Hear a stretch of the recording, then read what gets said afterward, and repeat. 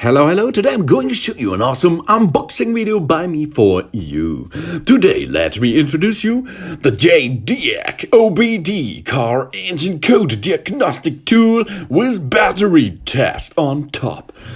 Oh, this is nice. This is the first thing you're going to do if you have some failure codes inside your computer electronic parts of your automotive. OBD2 Reader can work on most 2000 US based, 2000 European Union and Asian based EOBD gasoline cars and newer OBD2 and CAN domestic or import petrol vehicles such as SUV, crossover, Sedan, SUVs, trucks with 12 voltage power. Take care, 12, not 24. This is important. 16-pin OBD interface. You do not need any battery. It will get power from vehicle battery when plugged into your OBD interface.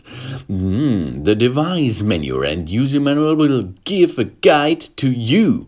Easy operate for beginners and masters. New battery test function detected car battery condition. Built-in DTCs library explain the fault code directly. Easily determine the cause of checking the engine light. OBD2 code reader can quickly read and detect engine trouble codes. Retrieves generic P2, P3 and UO. Manufacturer specifics P1, P3 and U1 codes. Display IM monitor Readiness status, view freeze frames and read live data as well. Equipped with 2.4 inches large LCD display which has wide backlight and contrast adjustment. This OBD scanner supports English, Spanish, French, Russian, German and so many more languages. And it is easy to use, and it can work with so many protocols like the ISO 23 and O, the ISO 15765, the ISO 9141, SAEJ 1850, and so many others. So it is easy. Reads live data, stream it, PIOD more than 130 pieces, retrieves vehicle informations, VIN, CIN, and CVM, dispatch monitor, and IMM readiness status. This is for the emissions. Able to read panning codes, stored codes, and freeze codes. Easy determines the cause of the malfunction indicator light. Turns off malfunctions indicator lights, MIE, clears codes and resets the monitors. Built-in DTC lockup function. And you only have to plug it in and then go to the menus and get the codes. Read it and after that delete it by only some buttons you have to push. The buttons there are up and down, escape and enter. Enter on the right side, escape on the left side, on the bottom side. Easy to use, nice and easy. And this is the first thing you are going to do if your car has some failures. And it's so easy to use. Built-in one-click INM readiness function for quick state emissions reading, check and drive cycles verification and live data. You can have live data if your engine's still running, and then you can read what is going on with your engine and with your electronic parts of your vehicle. It is made for all kind of cars which are with OBD2 ports, and this is the most time is after 2000 and younger. Good and easy, nice.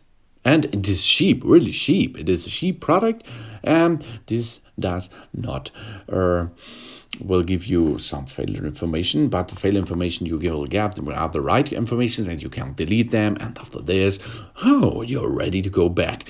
For example, GMC, Car G, Porsche, BMW, Bentley, Kia, Lotus, Fiat, VW, Mercedes-Benz, Toyota, Ford, and so many other car types.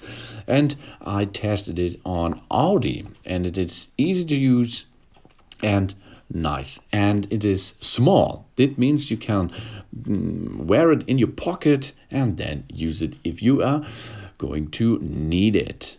Okay, let's try this on a car.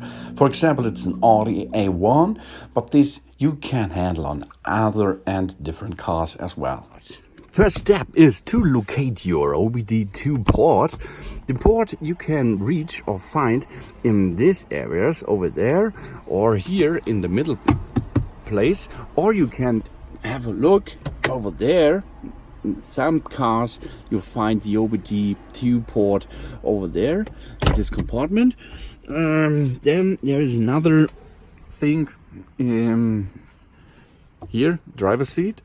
This is steering wheel. On the left side in this console there is some fuses in some cars, and this has a cover. This cover you have to push down a little bit, and under the cover there you can find the USB OBD2 port as well. In this case it is an Audi. We find it at the clutch pedal. There it is. There is the OBD2 port. And this OBD2 port we are connecting now with this little JDiag diagnose device. Let's go. Push it in position until the device is booting. There it is. Yeah, let's sit down for a moment. And there you can see the energy comes out of the car in this device. Now we are alone. Let's go. Now he's in the German language. Wow, this is an English speaking video, not a German video. Okay, let's make it okay. Go down to configuration. There is Sprache, that means language. Now let's set to English. Good job. Now you can see we are in the main system. There you can switch back. And there is Diagnostics, Battery Tester, DTC Lockup, Setup and About. Let's start with Setup, okay? Language, we did it. And Unit of Measure. English or metric, you can choose English. For example, the contrast you can set there. You can down and up a little bit, but 50%, I think it's good.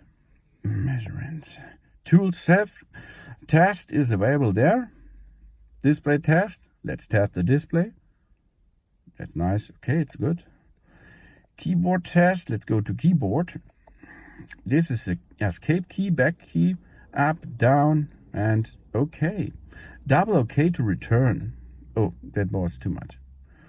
Voltage test. That means this is a short test of your battery inside the car, not inside this device. 12.788 volt. Nice. Now let's go back. Update mode. The update mode is available if you have an update some files on your computer and get these files with an USB micro wire into this device. So contrast tools, after everything's done, let's go back. Here you can see about this device. Okay, let's go back. And now we are going to make a diagnostics. But first you have to set the ignition to on. You do not have to start the engine. This is not important for this. Let's go to diagnostics. And now we are getting into the vehicle and codes found nothing good. And then we are inside. Good job. Now we have some options. Read codes. Let's read some codes. Stored codes. No codes stored in the model. If there are some codes, that code will be get information in or on the display for you. depending codes. No codes are stored in the model. That is the same like before. If there are some stored codes, you can see and read them over there. Permanent codes. Reading select mode is not supported in this case. Oh, sorry about Audi. There you can see the codes which are in your car. And if there are some codes, go to erase codes if you fix the problem, of course. Then erase trouble codes, are you sure? Yes. DTC and freeze data will be lost. Yes. And erase done. Good job. Now all codes, if there will be codes, are deleted. Let's go to the next. Live datas. So for this, we have to start the engine first, but no, we are going down a little bit more. Few freeze datas, no freeze datas now there, but if you have freeze datas, then you can view them over there. I am Readiness. This is if you have maintenance jobs done, then you can have a look over there. There are some specific information, and there are an okay for that. That is important. This is about the law. It is the law in Germany to have this IO status. And here comes this driving cycle. You can fix it, or you can see and read this. Vehicle information we can get. Turn key on with ignition off. We did it. Vehicle identification number. Ooh, this is the right number. Good job. Calibration ID. That is calibration ID, car converse numbers, in-use performance track. Everything is available here. That it is. Let's go back. Let's do battery test. Let's make a battery test.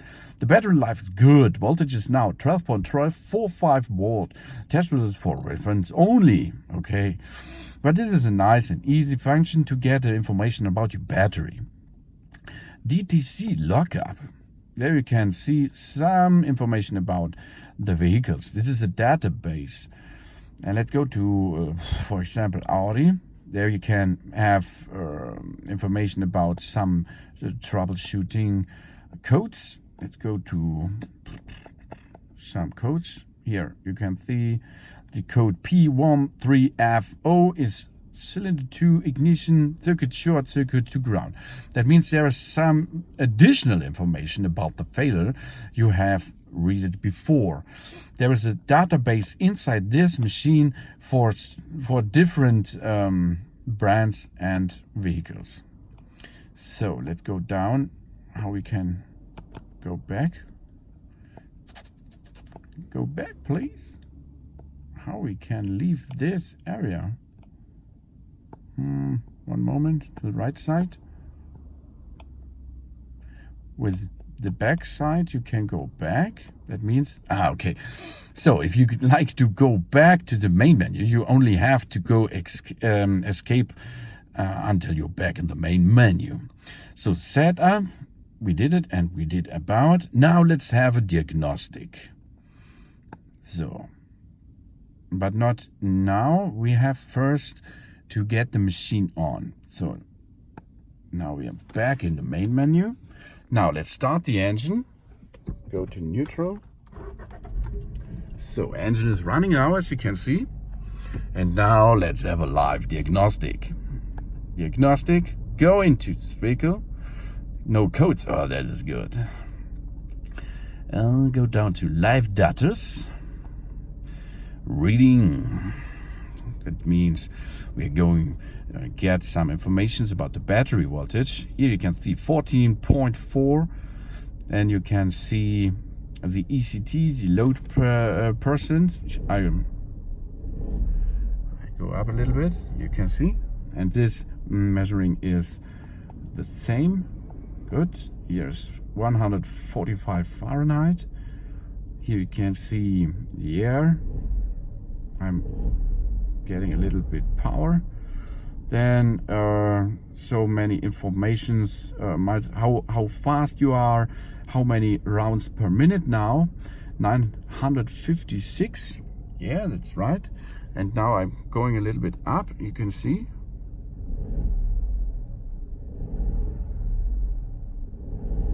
rounds per minute. It's not changing. Why? What is this? No. Okay, now it's worked. Here you can see 1,500, 2,000, and this is the right.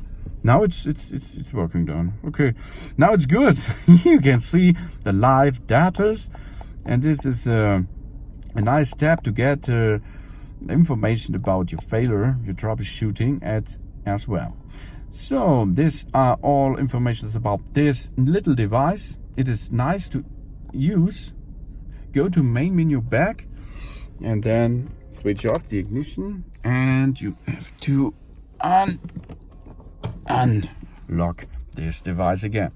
This is a small and easy to use device to have troubleshooting, to have a look what problem is in, and the onboard diagnostic will help you to find a solution for your problems with your car. So that it is easy to use. Thanks for watching. Please subscribe me and give me positive feedback, and see you next time again. Soon.